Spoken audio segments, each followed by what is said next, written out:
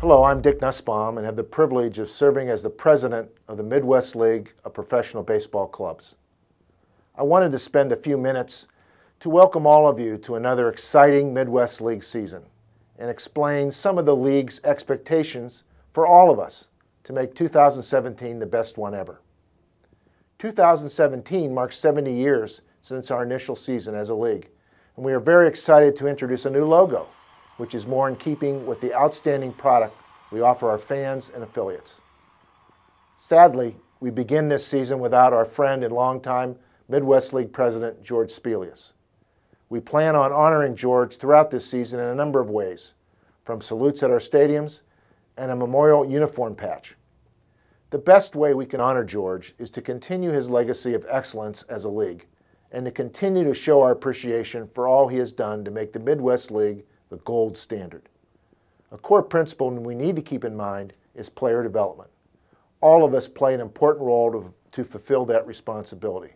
We are a classroom for everyone who has anything to contribute on the field of play, including players, coaching staffs, umpires, and the hundreds of individuals who work hard behind the scenes, from clubbies to general managers, to make our league a fan favorite. In 2016, the Midwest League continued to account for 10% of all fans coming to see championship play in the minor leagues. Our facilities are second to none in terms of both amenities and tradition. We owe it to each other to exert our best efforts to continue that trend. The specific areas I'd like to cover with you are on-field behavior and pre-game and post-game issues. Let's first talk about arguments with umpires. Our great game has many traditions which are important to acknowledge and respect. There are going to be disagreements on calls made by umpires during the course of a game.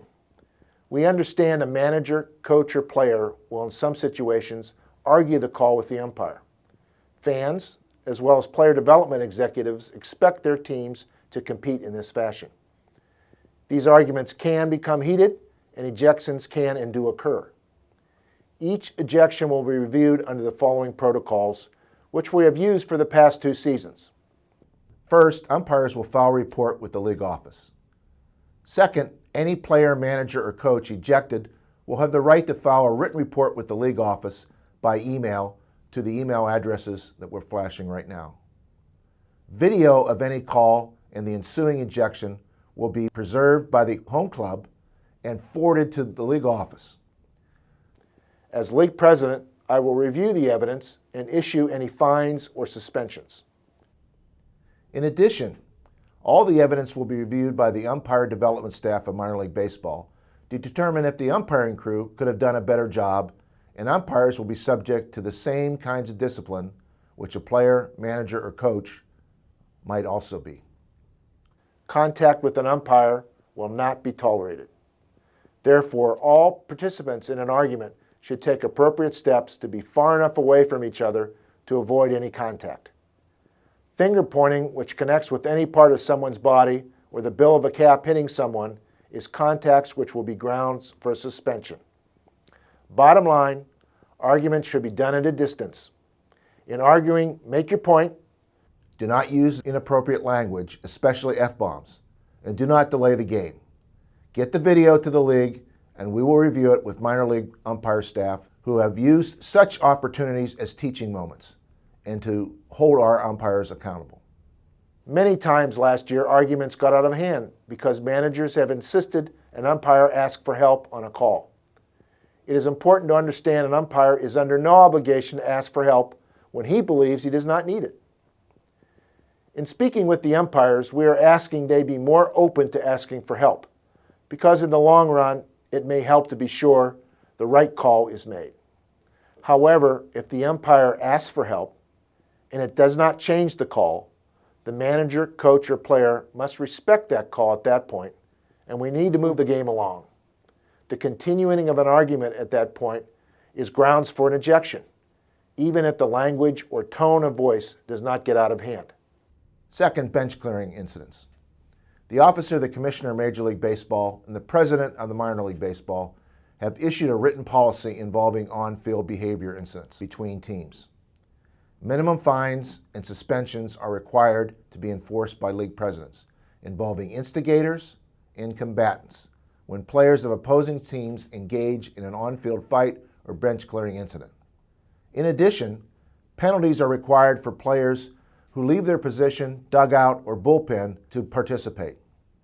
Bottom line here, do not participate in any physical confrontation between clubs. It does not matter if it involves a brushback, or a hit batter, or collision to home plates, or a takeout play at second base. If a bench clearing occurs, there can be severe consequences, even if no one is hurt or players only take a step or two from their positions in the field, on the bench, or in the bullpen. Many field managers and player development directors have concerns about how strict the on-field behavior policy is, especially in those instances where players are fined when they just took a step or two from their positions. Discussions continue between the major and minor leagues about this policy, but as president, I am required to enforce it as it now stands. There is little discretion for me to make any exceptions. Remember, the policy is in place primarily to protect the players from serious and senseless injuries. Third, hostile workplace environment policy. The Commissioner of Major League Baseball has issued a policy applicable to both the major and minor leagues intended to prevent incidents which show elements of gender discrimination or homophobia. Suspensions have been levied against a minor league manager and a major league player of 7 games and 10 games, mainly because of homophobic language. Language directed at opposing players, managers, coaches, umpires, fans, or anyone else which is considered homophobic will have mandatory suspensions attached to them. Copies of both the on-field behavior policy and hostile workplace policy have been provided to you for your review. Please take the time to read them carefully. Let's now talk about clubbies. In our league, there are some teams where clubhouse attendants travel with the clubs. For those teams for which a clubbie is not provided, the home team will make available a clubbie for the visiting team. Our league has developed a policy under which a minimum tip should be left for the clubbie once the series is concluded. If anyone has a problem with the service provided by the clubbie, please bring it to the attention of the home team's general manager, who will address the issue and, if necessary, seek to have the league office intervene to correct the situation. But do not fail to leave the minimum tip. Official scores. Each club in our league, as in every league in affiliated baseball, is required to have an official scorer score each game. Each team will be provided an official scoring sheet at the end of each game. The league has developed a policy where if anyone wishes to question a ruling, it should be done by the manager, who should submit the concern to the home team's general manager or his or her designee. Those concerns will be presented to the official scorer, who will make the determination if the scoring decision should be modified. If there is no modification of the decision, the manager may send a written appeal to the league office, so long as it's done within 24 hours of the decision. No direct confrontations with an official scorer and team personnel will be tolerated. The purpose of this video is to introduce myself to you in preparation for another exciting season in the Midwest League. It is my hope to meet with each of you as you cycle through South Bend or when I visit the parks around the league this year. In the meantime, please feel free to contact me either by email or by phone. Thank you so much, and let's have a great season.